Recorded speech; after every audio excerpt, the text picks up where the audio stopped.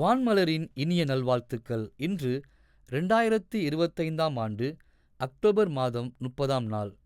இன்றைக்கான இறைவாக்கு, பாதகம் முடிவாவதற்கும் பாவங்கள் முற்று பெறுவதற்கும் 70 வாரங்கள் குறிக்கப்பட்டிருக்கின்றன. தானியேல் 9ஆம் அதிகாரம் 24ஆம் வசனம். மன்னிப்பதில் வள்ளல். இந்த உலகத்தில் விலையேறப் பெற்ற பொருள் ஒன்று உண்டென்றால் அதுதான் மன்னிப்பு. யாராவது ஒருவர் நம்மை மிக கடுமையாக துன்பப்படுத்தும் போது அதை நாம் நினைவில் வைத்துக் கொள்வோம். ஒருவேளை அவர்கள் மன்னிப்பு கேட்டாலும் கூட நம் மனம் அமைதல் அடைவதில்லை. நீ செய்த தவறை என்னால் மறக்க முடியாது, மன்னிக்கவும் முடியாது, என் உயிர் உள்ளவரை மறக்க மாட்டேன் என்றெல்லாம் நாம் சொல்வதுண்டு. ஆனால் நம்முடைய கடவுள் மன்னிப்பதில் வல்லவராகவே இருக்கிறார். நீதிமான் ஒருவனும் இல்லை, ஒருவனாகிலும் இல்லை என்று திருவசனம் கூறுகிறது. அதன்படி நாம் யாரும் நல்லவர்கள் இல்லை. இதை யாரும் நமக்கு கற்பிக்க வேண்டியதும் இல்லை. நாம் எப்படிப்பட்டவர்கள் என்பது நமக்கே தெரியும். பாவத்தின் சம்பளம் மரணம். இதுவே கடவுளின் நீதி. ஆனால் கடவுள் நம்மீது இரக்கம் கொண்டு நம்மை மன்னிக்க சித்தமாயிருக்கிறார். அதற்காகவே தமது சொந்த குமாரனை இந்த உலகுக்குள் அனுப்பினார். அவரே ஆண்டவராகிய இயேசு கிறிஸ்து.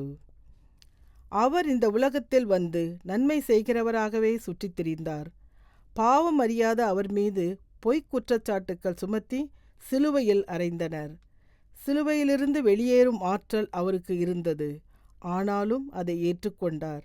ஏற்றுக்கொண்டதற்கு காரணம் நம் பாவங்களை மன்னிக்க தம்மை பலியாக தந்தார்.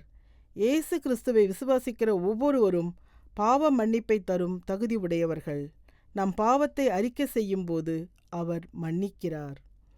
இயேசுவின் வழியாய் மன்னிப்பு பெறுகிற நாம் பிறரை மன்னிக்க அவரால் அழைக்கப்படுகிறோம். ஒருவரை ஒருவர் மன்னியுங்கள், 7-70 தரம் மன்னியுங்கள் என்று இயேசு நமக்கு ஆலோசனை வழங்குகிறார். வீட்டுக்குள், உறவுகளுக்குள், திருச்சபைக்குள் யாரையெல்லாம் மன்னிக்க முடியாமல் தவிக்கிறோமோ அவர்களை இன்றைக்கே மன்னிப்போம். ஏனெனில் இயேசு நம்மை மன்னித்திருக்கிறார். நாம் ஏன் மன்னிக்கக்கூடாது? ஒருவரை ஒருவர் மன்னித்து கிறிஸ்தவ மாண்புடன் வாழ கடவுள் நமக்கு ஒத்தாசை செய்வாராக. ஜெபிப்போம். மன்னிக்கும் பிதாவே, ஒருவரை ஒருவர் மன்னித்து வாழ எங்களுக்கு உதவி செய்யும். இயேசு கிறிஸ்துவின் நாமத்தில் வேண்டுகிறோம் பிதாவே. ஆமேன்.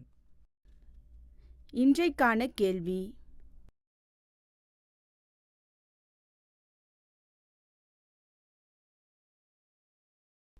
கேள்விக்கான பதிலை கீழ்க்கண்ட எண்ணுக்கு SMS அல்லது வாட்ஸ்அப்பில் அனுப்பவும்.